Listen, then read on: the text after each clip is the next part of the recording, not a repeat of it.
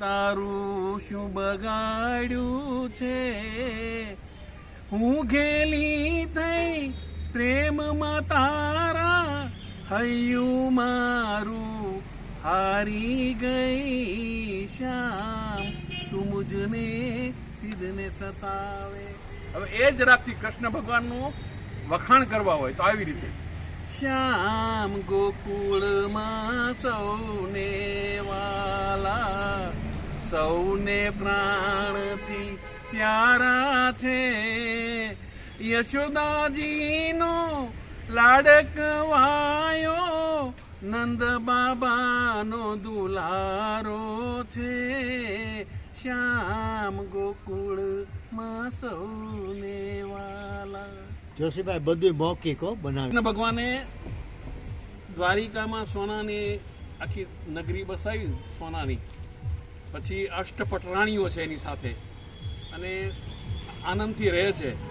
એક વખત રાત્રે અષ્ટપટરાણીઓ સાથે 56 જાતના ભોગ જમ્યા પછી ભગવાન ઉપર ગયા છે અને ઋક્ષમણીએ કીધું ચાલો આજે ચોપાટ માંડીએ. એટલે ચોપાટ રમવા બેઠા ઋક્ષમણીજી સાથે ભગવાન અડધી બાજીએ ઊભા થઈ અને ઝરૂખામાં જતા રહ્યા. એટલે ઋક્ષમણીજી પાછળ ગયા અને પૂછ્યું, પ્રભુ કેમ આજે અડધી રમત છોડી દીધી તમે? કૃષ્ણ ભગવાન કંઈ જવાબ નથી આપતા. ફરીને પૂછ્યું તો એ જવાબ નથી આપતા. જ્યારે ઋક્ષમણીજીએ ભગવાનની સામું જોયું ત્યારે ખબર પડી ભગવાનની આ નયનોના ખૂણા ભીના છે. ત્યાંથી કવિએ કીધું, એટલે મેં કીધું કે ભગવાનની આંખોમાં આંસુ કેમ? તો એના માટે મેં જે શબ્દો લખ્યા એ આવા છે,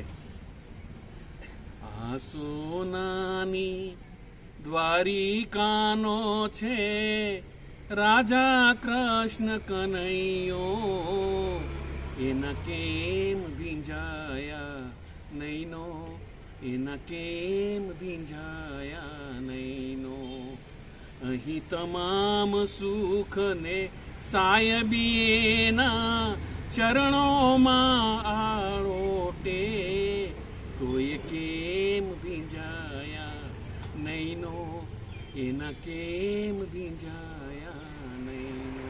હવે કૃષ્ણ ભગવાનના નૈનો ભીંજાવાનું કારણ પણ મને ખબર છે કે એને યાદ આવે રૂડું ગોકુળને કાલિંદીનો કિનારો, કાલિંદીનો કિનારો, જ્યાં ભોળા ગોવાળોની સાથે ચરાવીણે ગાયો, ચરાવીણે ગાયો, એ ગભરું ગાય અને ગોવાળોના નયન ચડે છે નજરે, તેથી ભીંજાયા એના નૈનો, તેથી ભીંજાયા એના નૈનો.